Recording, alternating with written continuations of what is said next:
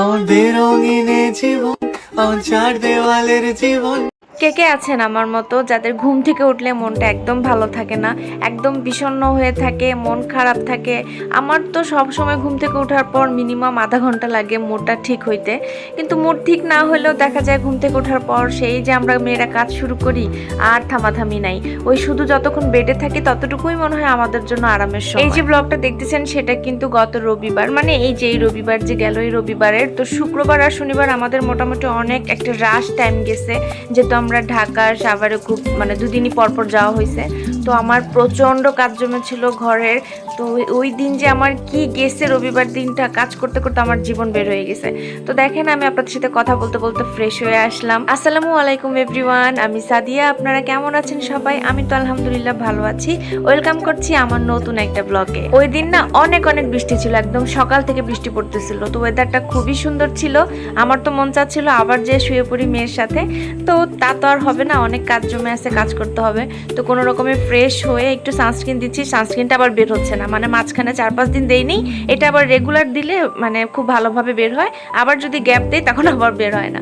তো যেদিন মন চায় সেদিন আর কি দেই, আবার দেই না। অথচ সানস্ক্রিনটা কিন্তু আমাদের জন্য মাস্ট, কিচেনে গেলেও মাস্ট, বাইরে গেলেও মাস্ট। তো মেয়েকে উঠালাম, মেয়ে গেল ওয়াশরুমে ফ্রেশ হইতে। ওই যে ফ্রেশ হয়ে এসে চলে আসছে, আর আমি এদিকে বিছানাটা ঠিক করে নিলাম। মেয়ের মাথার চুলগুলো একটু আশ্রয় দিচ্ছিলাম, কারণ 2 দিন বাইরে যাওয়ার পর ওর মাথাটা একদম এলোমেলো হয়ে গেছিলো, মাথা আঁচড়ানো হচ্ছিল না। তো এখন ওকে একটু খেতে দিব। তো এর মাঝখানে আমি আর কিছু দেখাইনি, কারণ আমার খুব রাশ টাইম গেছে। আমি কোনোভাবে আর কি রান্নাটা শেষ করছি শর্টকাটভাবে। এই যে ভাত ছিল চুলায়, আর আমি ওদিকে মিষ্টি কুমড়া চিংড়ি মাছ দিয়ে করছিলাম, আর হচ্ছে বেগুন ভাজি করছিলাম, কারণ আমার বাসার কাজ ছিল অনেক। আর দেখেন কি পরিমাণ যে আমার থালা বাসন ওই দিন জমছিল, আমি কিন্তু এখানে সব শেয়ার করি নাই।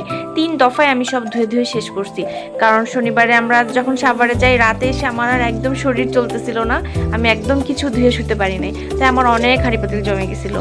আর হাঁড়ি পাতিলটা যদি আমরা মানে ইউজড থালা বাসনটা যেটাকে বলে, বারবার হাঁড়ি পাতিল বলতেছি শুনতেই কেমন লাগতেছে, এই থালা বাসনটা যদি রাতের বেলা ক্লিন করে কিচেনটা একদম শুকনা করে রাখা হয় না, আসলে পরের দিন ঘুম থেকে উঠলে মনটাই ভালো হয়ে যায়। আমি তো চেষ্টা করি সব সময় রাখার জন্য, কিন্তু মাঝে মাঝে হয় না, শরীরটা খারাপ থাকে, অথবা একটু লেজি লাগে, অথবা একটু মনটা খারাপ লাগে। আমাদের তো মন খারাপের কোনো কারণই লাগে না মেয়েদের, তো তখন আর কি একটু সমস্যা হয়ে যায়। তাছাড়া আমি চেষ্টা করি সব সময় আগের দিন রাতে সব ক্লিন করার। আর এই যে দেখেন এর মাঝখানে কিন্তু পুরাটা ঘর আমি গুছাইছি, সব ক্লিপ তো আর নেওয়া সম্ভব না, তাহলে তো অনেক বড় হয়ে যাবে, তখন আর আপনাদের ব্লগ ভালো লাগবে না।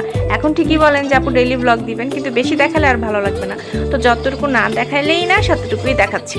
তো এখন আমি ঘরটা সুন্দর করে ঝাড়ু দিয়ে নিচ্ছিলাম। আপনারা খেয়াল করছেন কিনা আমি জানি না, আমি কিন্তু ঘুম থেকে উঠে সকালে একবার মানে বিছানাটা পরিষ্কার করছি, আবার কিন্তু মনে হচ্ছে যে পুরো বিছানাটা এলোমেলো, আবার পরিষ্কার করে নিলাম।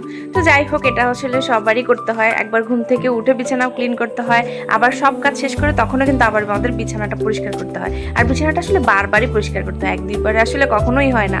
তো এই ফাঁকে আমি ঘরটা ক্লিন করে নিলাম, ঝাড়ু দিয়ে নিলাম। আর ওই যে বললাম কাপড় চোপড় জমে একদম স্তূপ হয়ে আছে, এগুলো আমাকে সব এখন ভাঁজ করতে হবে। তারপরে ওই যে পর্দা চেঞ্জ করছি, সেই পর্দাগুলো ওইভাবে রেখে দিছিলাম। কি করব, সময় হচ্ছিল না। বাইরে গেলে কি আর সব কিছু একসাথে কাজ করা যায় নাকি, সব তো আর একসাথে পারি না। তো এখন এগুলো সুন্দর করে আস্তে আস্তে করে ক্লিন করে এই রুমটা একদম পরিপাটি করে নিব। বালিশের কভারগুলো আগে লাগিয়ে নেই। আবার পরের দিন কিন্তু আমার বাসায় আসবে গ্রিল রং করতে, আমার বারান্দা প্লাস জানালা এগুলো গ্রিলটা রং করবে। সেজন্য কি হবে, আমার গাছগুলো সব সেখান থেকে সরাইতে হবে। তো এখন বারান্দায় চলে যাব, গাছগুলো যতটুকু পারি এক সাইড করে নিব। আবার যেদিন রং মিস্ত্রি আসবে তখন আবার বাকিটুকু শেষ করব। সকালে বৃষ্টি হওয়ার পরও প্রচন্ড গরম ছিল ওই দিনে, তাই আমার অবস্থা খুবই খারাপ। দেখতেই তো পারলেন, মুখটুক মনে হচ্ছে যে আমি একদম নিঃশেষ হয়ে গেছি, আসলে প্রচন্ড গরম লাগতেছিল। তো যাই হোক, কোনো রকমে কাজ কারবার শেষ করলাম। কন্যাকে তো আমি দুপুরেই খাবার দিয়ে দিছি, রান্না হওয়ার সাথে সাথেই সে একা একা এখন গোসল করতে পারে। তো গোসলটা হওয়ার সাথে সাথে ওকে আমি আগে খাবার দিয়ে দিছি। আর এই যে আমি আপনাদেরকে কি বলবো, ড্রেসিং টেবিলটা আমার, এটা আসলে আমার ড্রেসিং টেবিল না, এটা আমার মেয়ের খেলনার জায়গা হয়ে গেছে।